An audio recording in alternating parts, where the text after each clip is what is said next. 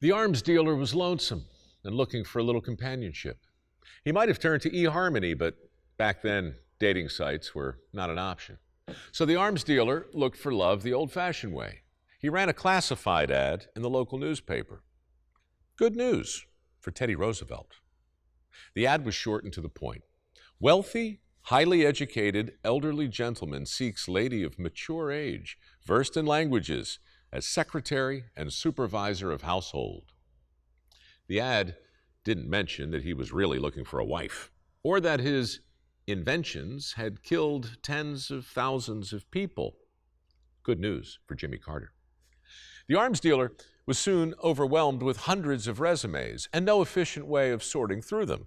He might have turned to ZipRecruiter, but back then, job sites were not an option. So the arms dealer did it the old-fashioned way. He interviewed the applicants face to face, and that was good news for Winston Churchill. The process dragged on for weeks, and the arms dealer grew discouraged. While all of the candidates were qualified, none possessed the spark he was really looking for. But then, in walked Bertha, and that was good news for Barack Obama. Bertha was lovely, cultured, and able to converse in several languages. In their first meeting, they discussed history and philosophy, sociology and anthropology. They learned they enjoyed the same foods, the same songs, and most of all, the same love of the written word. Bertha shared her desire to write a novel of lasting importance and confessed that she had applied for the job because she thought his want ad was perfectly written. The arms dealer was flattered and offered her the job on the spot. She accepted. Good news for Ernest Hemingway. However, she didn't mention she was engaged to another man, nor did she disclose her commitment to the anti-war movement sweeping the country. And so it came to pass that a dedicated pacifist wound up working for a lonely inventor who manufactured and sold weapons of mass destruction. And that was good news for Albert Einstein.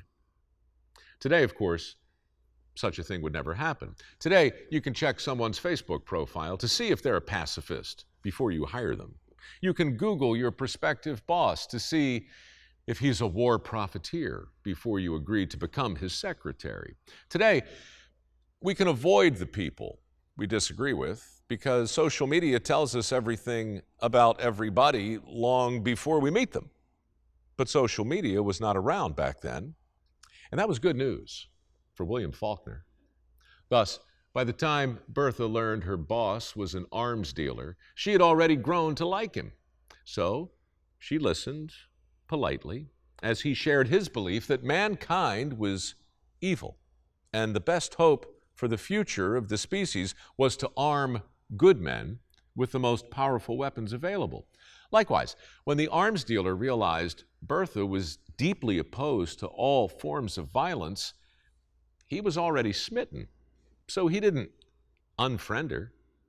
He listened as she shared her belief that mankind was basically good and that war could only be ended if all men laid down their weapons. Point is, Bertha and the arms dealer didn't learn about their differences until after they got a chance to like each other. And even though those differences destroyed any hope of a romance, they did not destroy their friendship. In fact, when Bertha left her job with the arms dealer to marry her fiancé, the two vowed to stay in touch. Not on AOL or Yahoo. Email hadn't been invented yet. So Bertha and the arms dealer did it the old-fashioned way.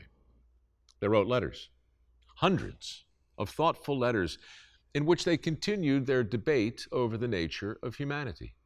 In one letter, Bertha wrote, quote, "Surely you must know the consequence of your success is death." To which he replied, "Death is inevitable, but freedom is reserved only for those willing to die for it."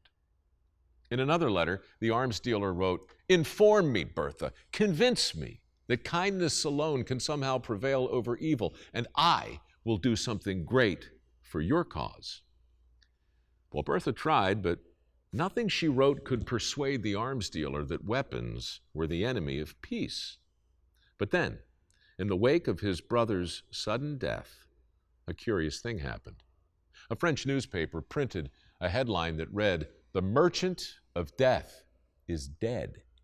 The journalist had seen the victim's last name and mistakenly assumed the famous arms dealer had died, not his brother. But it wasn't the mistake itself that gave the arms dealer pause. It was the jubilant tone of the headline and the article that followed. This was the opening Bertha needed. "Don't you see? For generations to come, you will be remembered as the merchant of death. Is that really what you want?" she asked. Shortly thereafter, Bertha wrote a book called Lay Down Your Arms. It was indeed a novel of lasting importance, not just because it was translated into 12 languages and read by millions of people, but because it was read by a very specific arms dealer who had grown increasingly concerned with his own legacy. How big an impression did Bertha's book make on her former employer? Well, his family would probably say a pretty big one, especially when they opened his will in 1896 and learned that the $31 million fortune they expected to inherit had been redirected to a trust. Today, that trust continues to grow, and so far, nearly $1 billion has been awarded in his name to hundreds of lucky individuals. Good news for the Dalai Lama and Nelson Mandela, Yasser Arafat and Shimon Peres, Mother Teresa and Martin Luther King Jr. Good news for the incomprehensible Bob Dylan and hundreds of other recipients who would no doubt look with disapproval upon the source of their benefactor's great wealth. But that was then. Today, the man who transformed the battlefield with an invention called dynamite is remembered not as the merchant of death, but rather as a humanitarian who made the world a less explosive place. And that was very good news for his former secretary, the patient pacifist who answered a one-ad carefully written by a lonesome man looking for a little companionship. For her persistence, her friendship, and her novel of lasting importance, Bertha von Suttern was awarded one of the prizes she inspired, the Prize for Peace, named, of course, for her former boss, the arms dealer, whose love she could not return, but whose legacy she was happy to help redeem. Alfred Nobel. Anyway, that's the way I heard it.